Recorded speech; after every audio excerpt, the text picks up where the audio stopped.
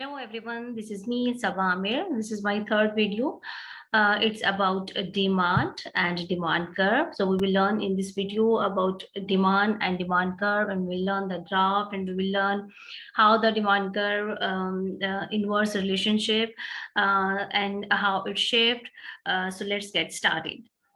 So first we will see the definition. Demand, the quantity of goods and services consumers are willing and able to buy at a given price and given time period. So as you can see in this definition, there are some important things that need to learn. The quantity of goods and services consumers are willing and able to buy. So number one, willingness. Number two, able to buy. Willingness mean a person really want to buy that thing, and able to buy mean he must have a sufficient amount to buy that specific thing. And the next important thing that you need to memorize in this definition is at the given price. So there is a cost and price of anything that we buy when we go to the market. And time period. So the time period is also an important thing. It may be morning, evening, day, night, month, year. So it can describe any time period. So this is the definition of demand that you must have to memorize. And then the demand curve. So we will make the curve after that, but first you can see the demand curve, the inverse relationship we have to show between price and quantity demanded, and there are two reasons behind that why demand curve is always negative. So number one is income effect, and number two is substitution effect. So we will see that how these effects make the demand curve negative. So citrus paribus, as prices rise, the proportion of income required to purchase a good or service increases, reduces the willingness and the ability of consumers to buy the good or service, reducing quantity demanded. So same substitution effect, how we can describe a citrus paribus, as prices rises, other goods and services become relatively cheaper, more competitive, you can say another way, incentivizing the consumption of those goods and services and reducing the willingness for consumers to purchase the higher price items. All right, now after that, we will be moving to the graph. This curve, you can see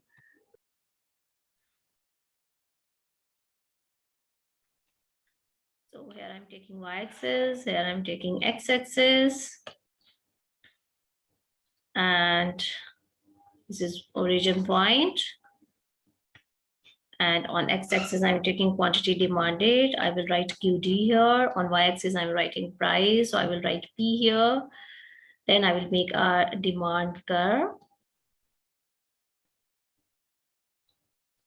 It will be like this. And I'm writing here D. This shows the demand. Okay. So now I'm taking 2 points here. Or even you can take 3 points. So let's take 3 points. So this is first price P2 or P3 maybe. Here the price is P2 or P1, and here the price P1 or P0.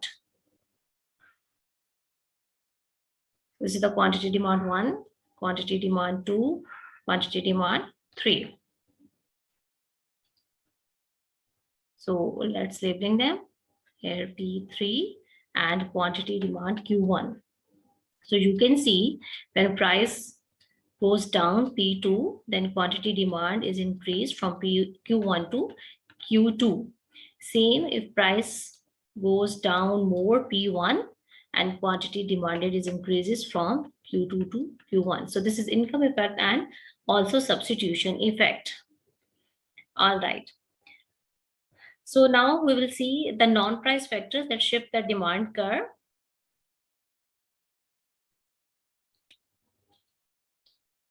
So now we will see the non-price factors that shifts the demand curve. So there are some factors who always being a cause to shifting of demand, but it's not price. These are some other factors, as you can see. Number one, population. So population, an increase in population due to a rise in net immigration, for example, will increase the willingness and ability of consumers to buy.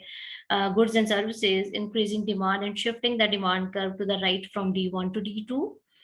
And number two, advertisement, advertising. There is a positive advertising for a good or service at the same price. More people may be willing to consume it, increasing the demand for the product, shifting the demand.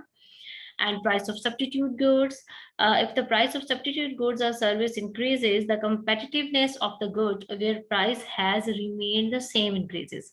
Therefore, the willingness and the ability to consume the good increases, shifting the demand curve from D1 to D2, from left to right side. Then income effect, maybe if income increases, and the good in question is a normal good, the willingness and ability to consume the good increases, shifting the demand curve to the right from D1 to D2. Whereas if income decreases, and the good in question is an inferior good, the willingness and the ability to consume the good increases, shifting the demand curve to the right from D1 to D2. Next, fashion, taste, and maybe weather. If there is a change in fashion taste towards the consumption of a certain good or service, the willingness to consume it increases, shifting the demand curve to the right. Let's talk about interest rates. If interest rates decreases, the cost of borrowing for consumers decreases, making it cheaper for consumers to borrow to spend for goods like houses and cars that are often financed using credit. The willingness and ability to consume increases, shifting the demand curve to the right side. The last one is price of complementary goods. If the price of complementary goods decreases, the willingness and the ability to buy the first good increases, shifting the demand curve to the right side. So let's move to the diagram that how demand curve shifts. The axis, and this is the origin point.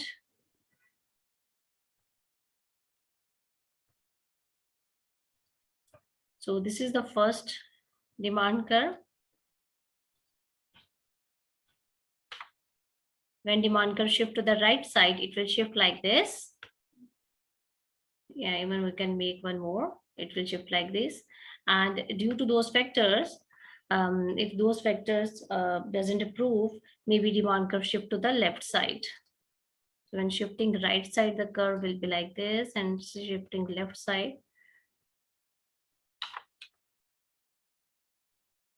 So in this way, you can see the demand curve can shift rightward or leftward both, depending on the situation.